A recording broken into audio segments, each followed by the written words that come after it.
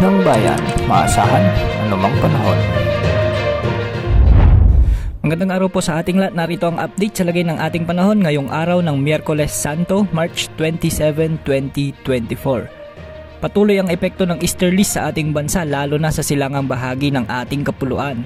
Dahil nga sa easterlies, asahan pa rin ang malinsangang panahon sa malaking bahagi ng ating bansa lalo na sa Visayas at Mindanao na posibleng umabot sa mahigit 42 degrees Celsius ang maitatalang heat index ngayong araw. Posibleng tumaas pa lalo ang mararamdamang init ng katawan sa mga susunod na araw ayon sa Pag-asa. Ngayong araw sa Luzon may mga mahihina at minsan ay may mga kalakasan ng mga pag-ulan sa bahagi ng Bicol Region, partikular sa Camarines Norte at Camarines Sur. May mga asahan ding mga pag-ulan lalo na sa hapon at gabi sa halos buong Northern Luzon. Mas mararanasan ang mga malalakas na pag-ulan sa bahagi ng Cordillera Administrative Region at Cagayan Valley kaya pinapayuhan natin ang lahat na maging alerto sa banta ng pagbaha at pagguho ng lupa.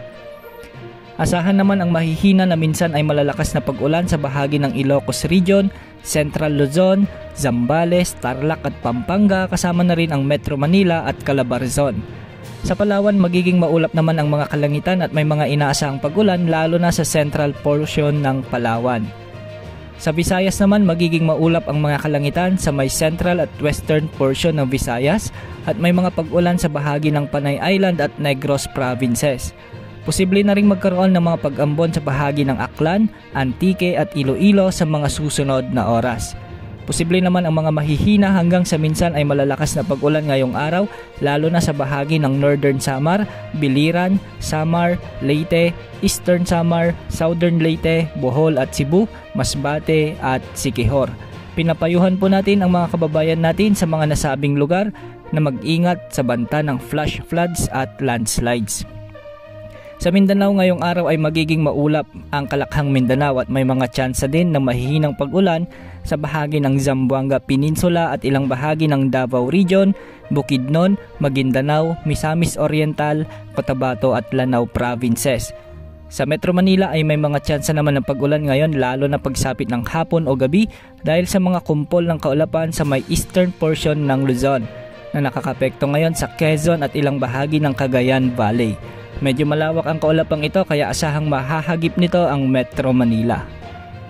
Sa mga nagtatanong kung bakit maulan sa ilang lugar ngayon, maulan po ngayon sa ilang lugar dahil sa kumpol ng mga kaulapan na nabuo sa Pacific Ocean ng mga nakaraang araw. Lumapit nga ito sa ating kapuluan, ngunit posible itong mabuong low pressure area sana kaso hindi ito lumakas dahil sa mga weather systems na nakakaapekto dito. Makakapekto ito hanggang sa mga susunod na araw sa malaking bahagi ng Luzon at ilang bahagi ng Central at Northern Luzon lalo na ngayong araw ng Miyerkules.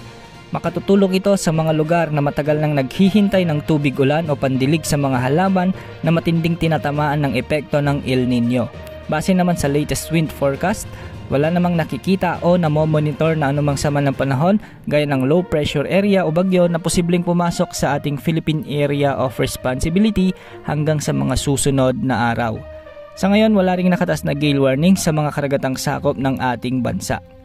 Kahapon, araw ng Martes, na itala ang pinakamataas na heat index sa may Rojas City na may 44 degrees Celsius at umabot naman sa 43 degrees Celsius sa may Iloilo City, Butuan City, Masbate City at San Jose Occidental, Mindoro. Ngayong araw, posible namang pumalo sa 42 degrees Celsius ang maitatalang heat index sa may San Jose Occidental, Mindoro, Virac Catanduanes, Pili, Camarines Sur, Rojas City, Mambusaw Capiz, Iloilo City at Cotabato City.